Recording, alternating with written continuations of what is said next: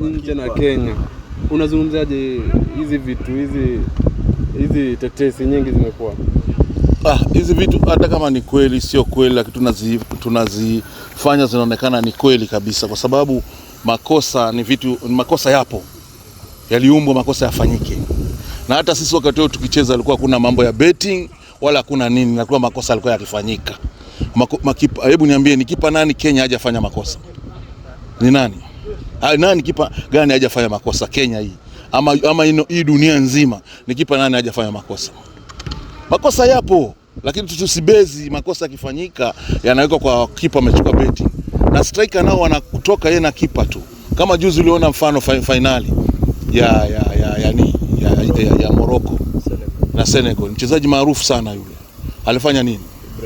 Ibrahim Diaz alifanya nini? Alifanya nini? Ile sasa ndio ile pia ni betting.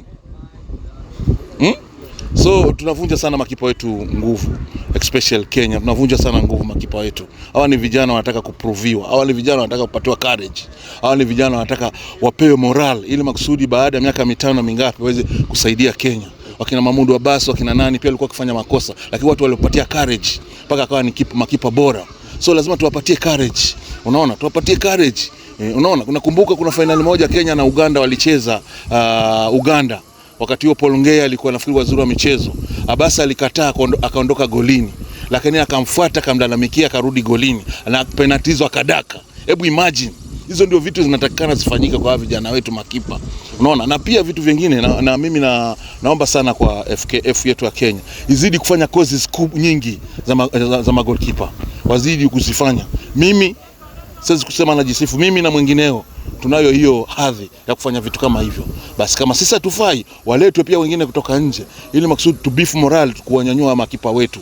Unaona? Sasa kwa sasa hivi mnaweza pia mkawalaumu makipa kwa muda mrefu, lakini makipa pia mafunzo yake yanakuwa ni duni.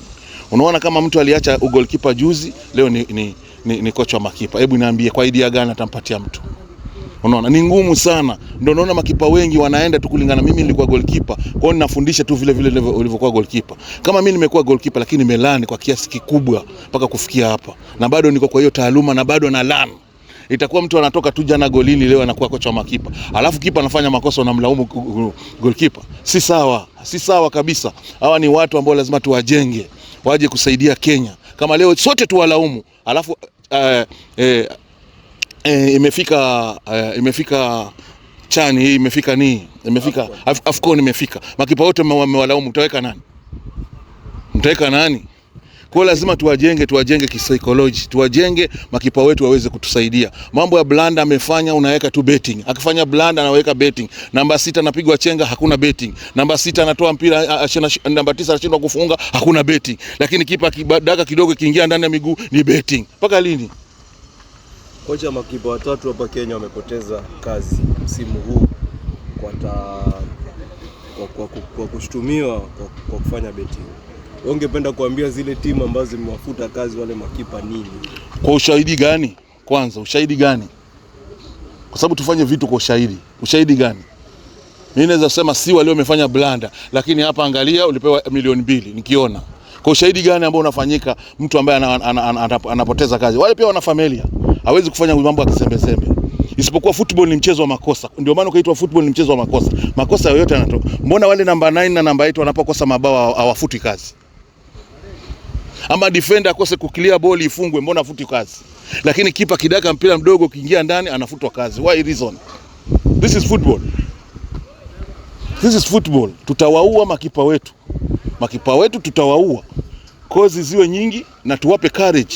Na wakufunzi wa makipa wawe wale waliobebea, ambao watawasaidia makipa wetu. Unaona? Tusitokee tu, mimi sijipigii chapuo, lakini na imani experience yangu na ya mwingine ikiwa kama hivi tutawanyanyua makipa. Lakini mtu ametoka tu jana, leo ametoka kwa goli, yeye ni kocha wa makipa. Huyu mwingine atalani nini?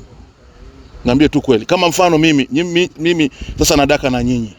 Alafu mimi na retire narudi kuwafundisha nyinyi. Mtalani nini wakati mimi nimecheza nanyi?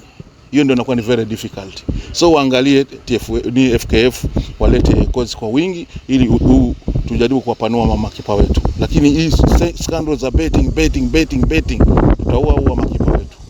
Labda kocha, wewe ni mzoefu sana. Unataka kumaanisha kwamba kuna cases za betting zinafanyika ulimwenguni kwa sahi, kwa football ya sahi? Ziko zinafanyika, lakini mpaka tuwe na ushuhuda. Kwa sababu ziko zinafanyika na unaambiwa kweli bana ulifanya betting, hii ndio video yako, huyu ndio mtu Sasa wewe mfano, mimi nimefanya blunder tu. Wewe unanitoa kwa kazi. Kwa uhakika gani ambao uko nao? Kwa ni zile mentality za kusema hizo ni betting. Una uhakika gani? Basi kama wewe unamshuku huyu ni betting, basi wewe pia ni shughuli zako. Kama unamshuku hivyo. Kama wewe unamshuku kwa betting, inaonekana wewe pia ni mjanja wa kuzijua hizi betting. Lakini sio kweli. Unaona sio kweli. Wengi sana wanazuliwa na wengi sana wanakosa vibarua ambapo sio haki. Lazima tuwatendee haki na tuwape privilege. Kuna wakati Arsenal walipigwa 8 na Manchester. Lakini mechi inayokuja kipa yule aliyedaka. Kwetu huyu anadaka si ndio amekufa. Na kweli anaweza kupewa hiyo nafasi. Kwa lazima tuwape courage vijana. Kipa anafungwa kwa makosa, rekebisha. Kipa anafungwa kwa makosa, ndio kazi ambayo unatakana makocha makipa wazifanye. Unaona, makocha wengi hawa hasa head coach ndio wanachangia sana vitu kama hizi. Kwa sababu mimi mchezaji wangu anaweza kufanya makosa, lakini mimi nikamdefend kwa sababu ni mchezaji wangu. Kama naenda kumlaumu, nitamlaumu mimi nikiwa na wewe. Huwezi kwenda kwa media ukasema huyu hafai, huyu goalkeeper huyu hafai. Haisaidii kitu.